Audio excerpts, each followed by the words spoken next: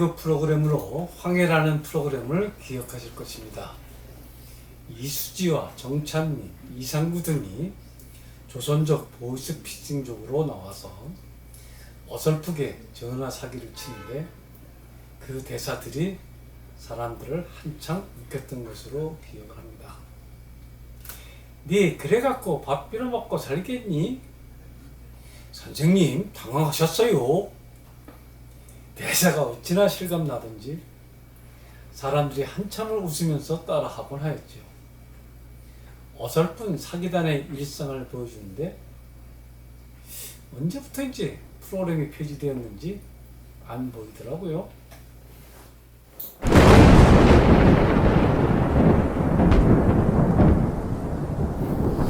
황당한 얘기들은 과거 홍콩 영화, 중국 영화를 볼 때 많았던 것으로 기억합니다. 그때는 그러거나 말거나 한창 재미있게 영화를 봤죠. 볼 것이 많지 않던 시대였으니까요. 취권 시리즈들은 그냥 재미로만 보면 지금도 재미있어요. 그 제스처, 표정, 액션 모두 일품이죠. 황당한 스토리들은 홍콩 영화의 한 특징이라니 하고 그냥 눈 감고 봐주면 되는 거예요. 너무 진지하게 따질 건 없다고 생각되죠. 그냥 만화 같은 거라니 하면 되니까요. 그런 가운데 이수룡이 나왔던 용쟁호 트류가 다시 세계를 발칵 뒤집어 놓았지요. 70년대 초에 개봉됐는데 동양에서 온 깡마른 한 친구가 서양 깡패들을 마구 두들겨 잡으니 얼마나 통쾌하겠어요. 일본에선 역도산이 이미 바람을 일으킨 바 있었고 한국에선 김일, 홍콩에선 이수룡이 아시아인들의 기계를 드높이는 것이었죠. 영화나 스포츠 이런 곳에서는 대중들을 홀리기 위한 국가 전략, 기술 이런 게 끼일 수 있다고 봅니다. 나이가 들어 그것들이 상징 조작이었구나 하는 것을 나중에야 눈치챌 수 있었습니다. 그래도 그렇게라도 대중들이 억눌린 어떤 한을 풀어주는 것이었으니까 나름의 순기능이 있었다고 봐야 하겠지요. 그때의 그 사람들, 역도산, 김일, 이소룡 이런 분들의 영전에 명복을 비는 마음입니다. 그러다가 어느 날 중국의 장이모 감독의 집으로 가는 길을 보게 되었습니다. 황량한 중국 시골 마을이 보이고 그 속에서 사는 사람들의 작은 연애 이야기가 중심 내용입니다. 어찌나 리얼리티가 있고 인류애적 감동이 있었는지 중국 사람들을 다시 보게 만든 명작이었지요. 이어서 내리, 붉은 수수밭, 귀주 이야기, 홍등, 책상 서랍 속의 동화를 하룻밤에 꼬박 다 본 일이 있었습니다. 책상 서랍 속의 동화는 언제 봐도 눈물을 퐁퐁 쏟게 만드는 감동이 있더라고요. 장이모 감독이 북경올림픽 개폐회식 총 감독을 맡았다고 했을 때 전 세계 사람들에게 어떤 감동을 주려나 기대에 부풀기도 했던 기억이 어제 일처럼 스쳐 지나가는군요. 이렇게 중국도 좀 변했으면 좋겠어요. 장이모우의 감성, 보편적 인류애들을 다시 보고 싶네요. 장이모우의 감각이면 중국도 멋진 현대국가로 재탄생할 수 있을 거라 저는 봅니다. 장이모우의 영화에서 중국이 겪었던 온갖 풍성이 선입견 없이 담담히 그려지고 있다는 특징이 있습니다. 인류의 보편적 휴머니티가 거기에 깔려 있으면서 중국의 전 근대적 풍습들이 어떤 비극과 희극을 낳고 있는지를 있는 그대로 보여주고 있는 것이지요. 이래서 장이모우의 매력이 있는 것입니다. 공산주의자도 아니고 그렇다고 서구 싸구려 상업 자본주의에 찌든 사람도 아닌 그냥 중국의 어느 이름 없는 산골짜기 인간들이 겪고 있는 평범한 이야기들을 영화로 그리고 있다, 그런 얘기지요. 순수한 사람들, 마치 아마존 정글 속에 살던 순수한 어느 부족 같은 순진한 사람들의 순수한 이야기들, 그런 느낌입니다. 어느 나라나 그렇지만 중국도 역시 좋은 이미지와 좋지 않은 이미지 양쪽이 다 있는 나라일 것입니다.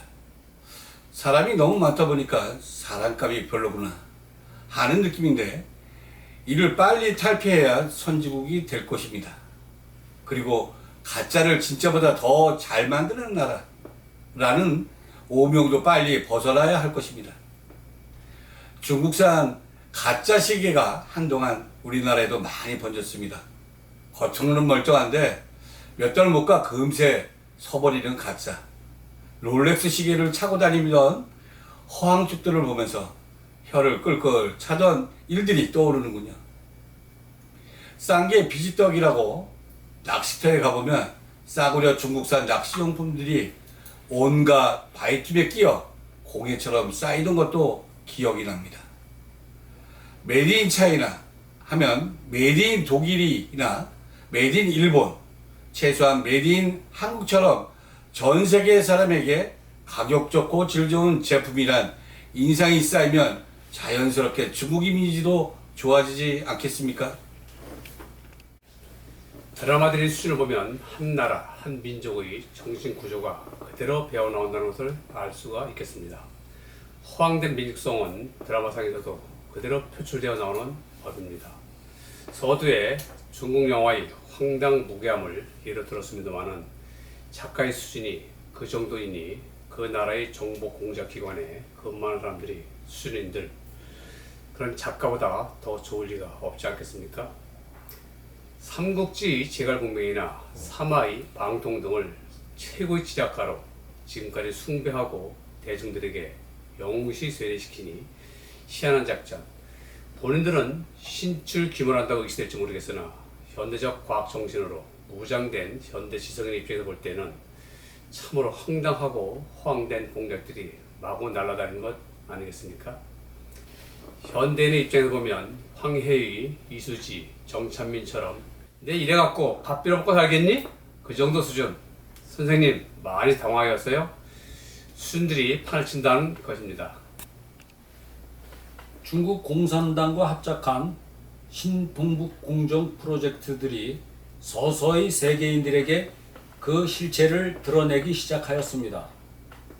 우리나라에서는 2015년 9월 박근혜 대통령이 북경 천안문 성루에 올라 중국군 군사 퍼레이드를 러시아 푸틴과 함께 중앙에 서서 박수를 치며 관람을 할 때부터 이상 조짐이다 하는 시각이 있었습니다. 여기까지는 그냥 좀 봐줄 만한 시나리오였을 것입니다. 그러나 그 뒤로 중국의 숨은 시나리오들이 하나하나씩 현실로 나타나는 것이었습니다. 드디어 한국의 선거에 조선족들이 개입되고 박근혜를 비롯한 범보수 세력들이 붕괴되기 시작하고 미국 대통령 선거에까지 장난질이 계속되고 이제 그 클라이막스로 한국의 남북 합작 정부 수립이 곧 현실화될 시점에 다다르게 되었습니다. 장인모우 감독 같으면 이 시나리오에 대해 어떻게 느꼈겠습니까? 그럴듯하다고 느끼겠습니까? 아니면 어딘가 구성이 엉성하고 디테일이 허접해서 곧 반격이 있게 될 제2 태평양 전쟁 시나리오 같으니 당장 걷어치우라 하시겠습니까? 때에 발맞추어 한국에서는 일제히 선거법에 사전투표제와 전자개표제가 도입되기 시작하는 것이었습니다. 참관의 감시를 피하는 사전투표제는 사전에 어디선가 기표된 용지들이 개표장에 산입되게끔 기획되었으며 법으로 하지 못하게 되어 있던 QR코드를 투표지에 입힌 것은 대선까지 그 선거 기획을 하기 위한 조치였다고 보여집니다. 여기에 야당 당수 선거까지도 중앙선관위 K보팅에 일임함으로써 야당이 부정선거를 쟁점화하는 것을 원천적으로 봉쇄하는 것이었습니다. 이렇게 하여 민주주의 국가에서는 사상 처음으로 대규모 전쟁 없이 정권을 사기쳐서 강탈하는 전대미문의 드라마가 펼쳐지게 되었던 것입니다. 장이모우 씨, 어떻습니까? 현재까지는 정말 그렇듯하지 않습니까? 이미 후진국 몇 군데에서는 이런 공작이 성공도 하지 않았습니까? 이 시나리오의 작성자가 누구인지는 알 수 없으나 이런 허접한 시나리오로 세상을 능욕하려고 했으니 참으로 가소롭다 할 것입니다.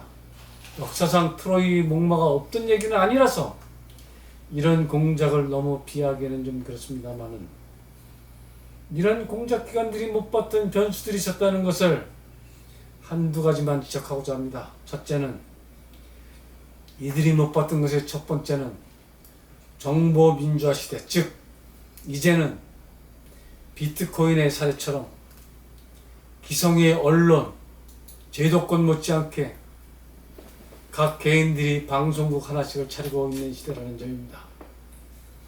사람들의 심리가 제도권 방송보다 비제도권 유튜브 방송을 더 신뢰하니 이 싸움에서 과연 비제도권의 사실을 얘기하는 사람들을 한두 사람도 아니고 국민의 절대다수를 어떻게 끝까지 통제하느냐는 문제가 생긴다 하는 것입니다.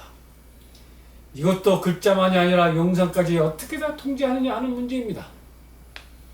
중국이라면 가능할지 모르겠으나 한국과 같이 이미 서구 과학문명 국가가 과학문명 국가의 시민화된 수많은 사람들을 어떻게 본 것을 못 봤다라고 하라 하고 아닌 것을 기라하고 강제할 수 있느냐 하는 문제가 생긴 것입니다.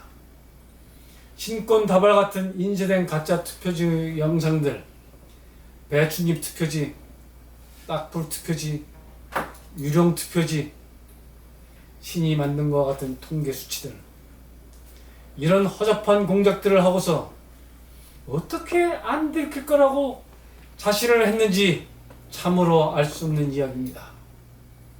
황해의 이수주와 정찬민의 대사가 다시 한번 우리들 마음에 깊숙이와 내리꽂히고 있습니다. 네 이래갖고 밥 빌어먹고 살 수 있겠니? 선생님 많이 놀라셨나요? 프린트물이 나와야 하는데 인쇄용지들이 나와서 많이 놀라셨지요?